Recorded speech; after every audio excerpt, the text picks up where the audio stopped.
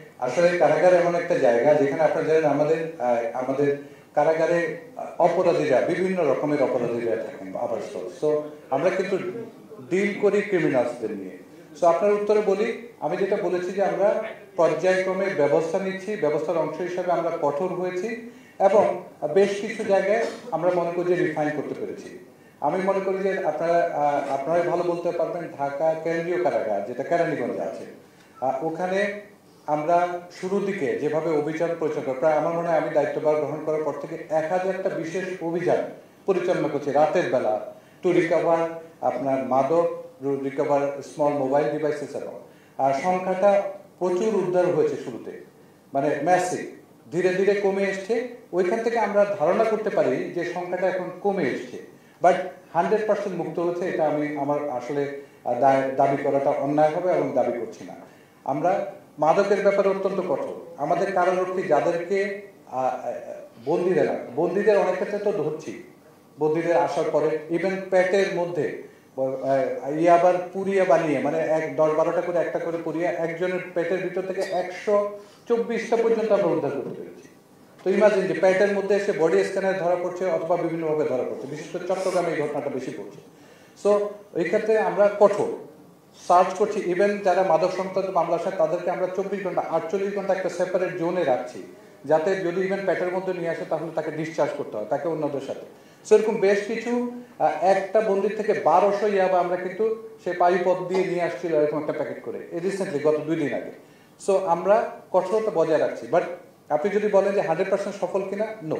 এটা মানে বাংলাদেশে আমরা যে পরিবেশে বসবাস করছি এখন পর্যন্ত আমরা পারিনি হয়তো, বাট আমরা উন্নতি করার চেষ্টা করছি।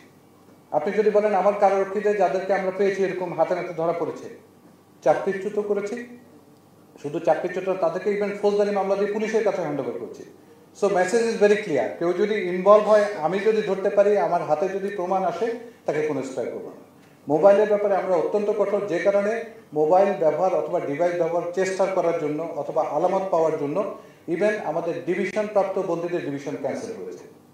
অতটুকু পর্যন্ত আমরা গিয়েছি, আপনাকে আর বাকি কথা নাই বললাম। সো কতটুকু করতে পেরেছে এই বিচারটা আপনাদের উপর ছেড়ে দিতে হবে, বিকজ আমি বললে তো আর হবে না, বাট আপনারাই ভালো বিচার করতে পারবেন। আর্থিক লেনদেনের বিষয়টা আমরা কারাগারকে ক্যাশলেস করার পরিকল্পনা নিয়েছি। গত 1 বছরে শুরুর দিকে, এখন আর পাচ্ছি না, অলমোস্ট 80 লক্ষ টাকা ক্যাশ আমরা ঢাকা কেরানীগঞ্জ কারাগার থেকে উদ্ধার করেছি, বিভিন্ন বন্দীদের কাছে বাজেয়াপ্ত করা হয়েছে। So this was huge.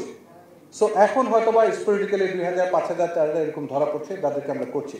So পার্থক্যটা হচ্ছে কতটুকু আগাতে পেরেছি, মানে যেরকম একটা সিচুয়েশনে আমরা অপারেট করা শুরু করেছিলাম, ওখান থেকে আমরা মনে হয় হয়তো বা আপনারা ভালো বলতে পারবেন। আমি বলতে পারি যে আমার চেষ্টাটা বলছি, ইফেক্টটা হয়তো আপনারা ভালো বলতে পারবেন। কারাগারে প্রতিদিন বাইরে খাবার অথবা বাসা থেকে খাবারের যে প্রবণতা, এটা আমরা জিরোতে নিয়ে আসছি। আমি আপনাদের বলতে পারি অ্যাটলিস্ট কেরানীগঞ্জ, কাশিমপুরে এটা জিরো। বাকি এলাকা ভিত্তিক কারাগারগুলোতে চেষ্টা করছি। আপনারা জানেন লোকাল ইনফ্লুয়েন্স আছে, পুরোপুরি আমাদের মানসিকতার পরিবর্তন করতে একটু সময় লাগে। সো বাট নির্দেশনা পরিষ্কার, নো কুক ফুড, শুধুমাত্র বিশেষ দিন ব্যতীত। সো আপনি you can take a challenge যে আপনি রান্না করা খাবার কেরানীগঞ্জে কাউকে পাঠাতে পারেন কিনা, পারলে আমি দায় নিব এবং আমি এটাকে চ্যালেঞ্জ হিসাবে নিব যে এটাকে কীভাবে ঠেকানো যায়। তো আমি আশা করছি যে আমি যেটা বলতে চাচ্ছি, আমি কখনো 100% এটা সম্ভব না, এই মুহূর্তে এটা সম্ভব না, বাট আস্তে আস্তে। আপনি যেটা মোবাইলের কথা বললেন, মোবাইলের মাধ্যমে, অবৈধ মোবাইলের মাধ্যমে বন্দিও আমাকে ফোন দেয় অনেক সময়, মানে সারপ্রাইজিংলি যে আইজি নাম্বার জানে এবং তারা বেসিক্যালি যেটা ফোন দেওয়া হচ্ছে, তাদের টার্গেট হচ্ছে আরেকজনকে ধরিয়ে দেওয়া এবং অন্য নামে যারা হচ্ছে হয়তো মেবি তাদের competitor. So I face this, এবং অনেক সময় আমি এটাকে অ্যাকনলেজ করে অভিযান পরিচালনা করেছি, অনেক সময় ব্যবস্থা গ্রহণ করেছি। So this is reality. আমি কোনোভাবে অস্বীকার করতে পারবো না things are not there, but we are trying to improve, এটা আপনাদের বলতে পারি। আমাদের চেষ্টার কোনো ত্রুটি নেই।